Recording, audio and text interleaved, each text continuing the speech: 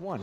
Welcome to Tony Martignetti Nonprofit Radio coverage of Fundraising Day 2012. We're at the Marriott Marquis, New York City, right in Times Square, hosted by the Association of Fundraising Professionals, Greater New York City chapter. And with me now is Erica Hamilton. She's Chief Program Officer for iMentor, and Venessa Mendenhall, Vice President of the Fellows Program at New York Needs You. Ladies, welcome. Thanks, Tony. It's a pleasure to have you. Your seminar topic was building strategic corporate partnerships. Erica, what are charities, do you think, not doing right generally, and we'll have plenty of time for detail, around their corporate sponsorship relationships? Sure. So I think one of the key things charities need to focus on is a holistic approach, which is something we talked about in the session. So it's thinking about how to approach corporate partners with a variety of a level of ask. So it's not just about funding. It's about in-kind donation. It's about employee engagement. It's about really hearing what the corporate sponsor needs in the partnership. Okay. Mm-hmm. And was your topic just around sponsorships, or did it also include corporate foundation giving? It was about both. Both. Okay. Yes. So the holistic, so the entire relationship. Exactly. Okay. So your recommendations include building a relationship. Yes. Venessa, why don't you start us off? How do we have a relationship with these big corporations? That's right. Well, so in addition to holistic relationships, we talked about the importance of relationships being reciprocal. Mm-hmm. And so we talked about the importance of establishing a two-way street. So you have a understanding of what that corporate partner is seeking to get from you. You have an understanding of how they measure success and how they report the success of their investments to their stakeholders, whether that's their boss or whether it's their board of directors. And you understand what you are asking as well, and you have a holistic ask. You're asking for more than just money. We also talked about the importance of flexibility, thinking outside the box in your corporate partnerships, and being willing to try something new and try something different if something's not working. Okay, let's talk about some of these things. Reciprocity. What is the charity case? How do they make their case, Erica, that being associated with us is good for your brand? So a lot of what we talked about was having organizations really help the firm understand how employee engagement in a social enterprise does things to drive employee engagement with the firm in terms of retention. It attracts new employees to the firm. It raises brand awareness in terms of the firm's efforts beyond just a P&L or a profit and loss. It's about corporate social responsibility as well. And what do some of these employee engagement programs look like? How can we engage them? Yeah, totally. So I work at iMentor, which is a nonprofit that basically engages adults to mentor high school students to apply to and go to college. And so we offer opportunities for corporations to give funding, but then to also engage their employees to become volunteers in our program as well. Okay. Yeah, absolutely. Okay. And how about for you, Venessa? What does employee engagement look like? Right.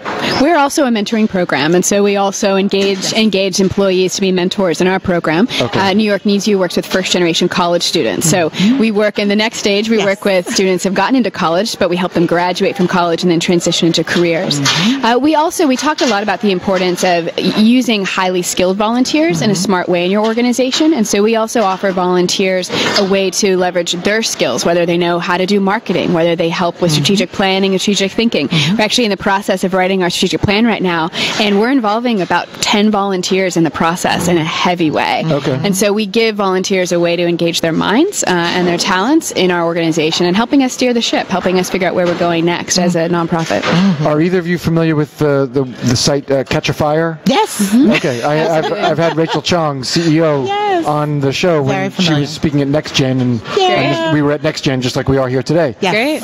And they do exactly what you're describing. Exactly. I was going to say high functioning. What do I mean? Highly skilled. Highly skilled matches. Right.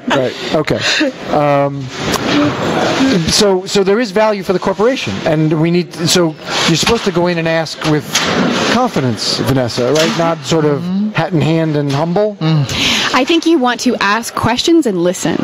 In the very first meeting with a new corporation, you want to spend 80% of your time at least asking questions to find out what their double bottom line is. Again, how they measure their success, what's important to them, what their values are. Only after you get that information from them, obviously you want to do your research before you walk in, but ask those questions, understand, think of them like a client in a sense. You know, I want to understand what you're trying to accomplish and how that potentially aligns with our work.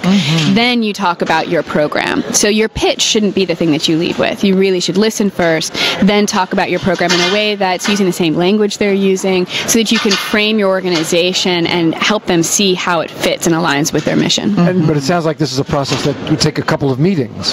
It certainly could, and it should be. I mean, if it's a real relationship, if you're not just asking for money, it should be an ongoing conversation. For those of you watching the video, we are not having an earthquake in New York City. The background is shaking because we're the last ones here. If we could pan around the room, you would see bare pipes and walls. We're the very last ones here, and so the workers are cleaning up the booth behind us to the left of us, and that's shaking and causing an earthquake-like momentum. And maybe we'll get a picture of what it looks like, and we'll put that on the Facebook page to accompany this. And yet we have remarkable focus. Right, that's right. We're all still in focus. So I wanted to ask. So what you were just saying, I was going to ask a follow-up for Erica, but I don't remember what exactly you had just. We were talking about listening, asking a lot of questions. Listening. Oh, great! And here I am supposed to be listening. I'm coaching you. I'm But I had one thing. Can I add one thing? Okay, please, Erica. Yeah, I was going to say, no. I was going to say when the relationship is most successful, what you inevitably ends up with is the organization itself doesn't have to be the one doing the ask. It ends up being the employees in the corporate structure that are volunteering with your program that come and make the ask. And that's one of the most powerful asks a corporation responds to. So that's a great place for an organization to head towards. Okay. Yeah. I thank you very much for that, because it allowed me to remember my question. Great. Which was going to be for you. Yes. If this is going to be a multi-meeting ask, a multi-meeting relationship building, but what about the fear that we won't get a second meeting? Yes. If the first meeting is all just listening and gathering information, if I haven't hooked them in my first meeting, I may never get a second meeting. I have to ask in the first. Why is that wrong? Yeah, I think you have to figure out there's some funders that you're going to want to take the long view with. There are funders that we work with who in the first several years of asks never gave funding. We thought we're not engaged with our mission. We're not interested. And at some point down the road, whether it be a change of staff member on their side or a change in how we're positioning our work with the work they're trying to fund, it clicked. And so one thing I would urge nonprofits to do is not feel this rush to get funding as the measure of success quickly in a corporate partnership. It's think about developing a relationship. The success may be getting space for an event. That might be a win. It's figuring out how to get your foot in the door, if you would. Okay. Yeah. Okay. Mm-hmm. All right. So, and again, that really harkens back to the holistic approach. It's not all about the money. Exactly. We do want to build the relationship. Exactly. And I mean, even if after the first meeting, Vanessa, right, if there's no interest, if it just isn't alignment, then both parties will know that, and then there's no point in going further. Sure, that's right.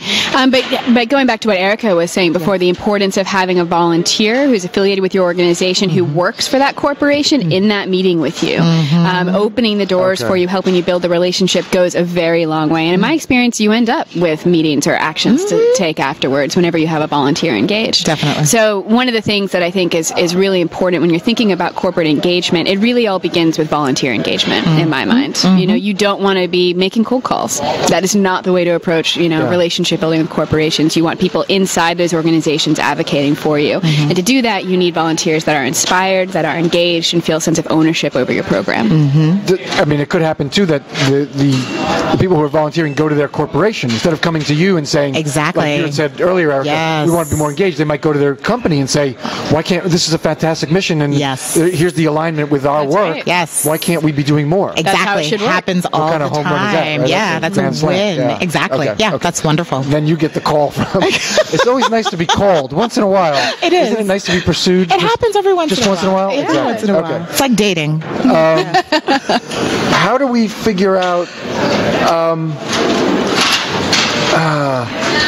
what is going to be most appealing? How do we get to that double bottom line in the first meeting, right? But what kinds of questions are we asking? Yeah. I think before you're walking in, and we talked about this in the session, it's being very well researched. You've got to do your diligence, like just very clearly. And it's diligence in the general sense of online and the regular library type of research, but it's also diligence. Talk to people that the firm is funding. Those are going to be the best insights you're going to get in terms of approach. Really? Will other organizations that are getting funding help organizations that are seeking funding? Aren't they fearful that this is a zero-sum zero-sum game, and what you get, I'm going to lose? Yeah. So typically what I've found is if an organization is already getting funding, they're less fearful about partnering and sharing information.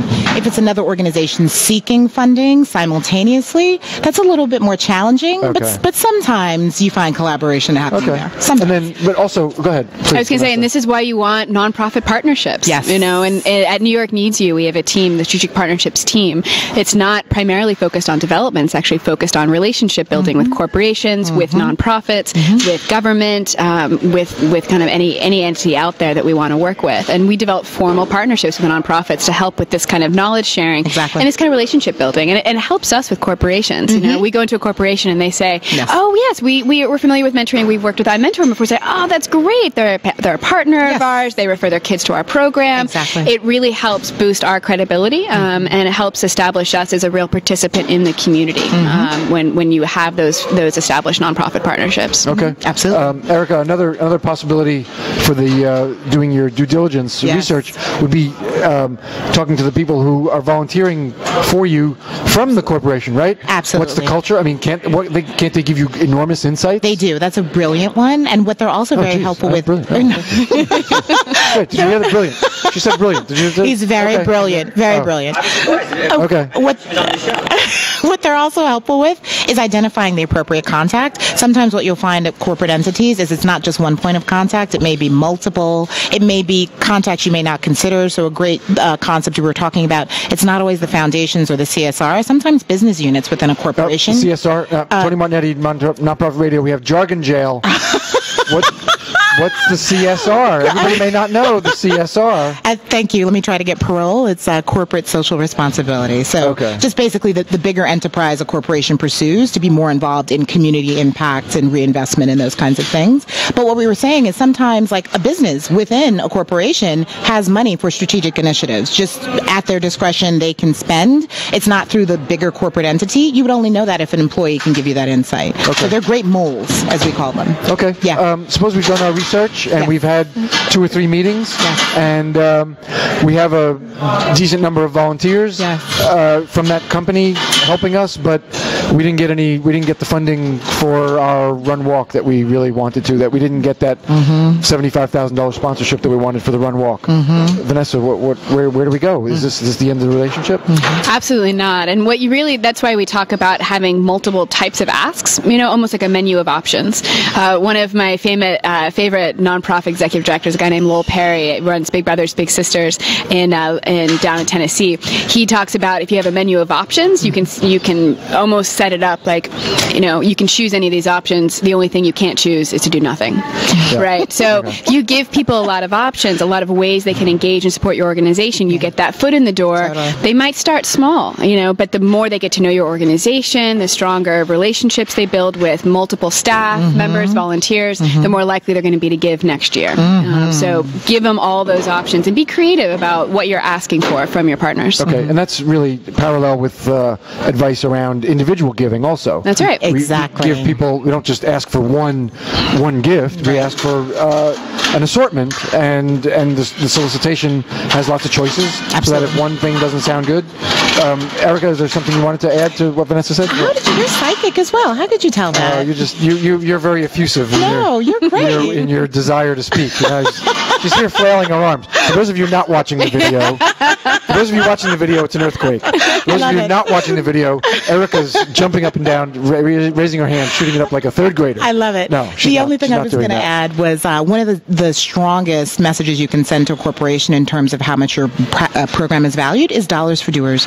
And that's a program where corporations actually give funding to employees that employees can appropriate to certain nonprofits or organizations. It's typically based on hours of service. So you are an employee of Goldman Sachs. They have a threshold which says if you volunteer $1,000, the firm will donate, or 1,000 hours, will donate $1,000 on your behalf. When you can coup that kind of money from your employee volunteer base, it speaks volumes to a foundation or a corporate entity about how embedded you are and how much they aren't aligned with you, and they want to be. So that's also a great bottoms-up strategy. Excellent. What did you call that? Dollars for Dewars is what it's sometimes called. Yeah, a ton of companies have it. Dewars is not the Scotch, though. We're not doing. You and I wish. Do a shot, you get $1,000. It's not that way. Okay. I don't even drink. I love it. But I don't drink Dewars. Okay, what else? I think I've exhausted really well. Okay, no, I haven't.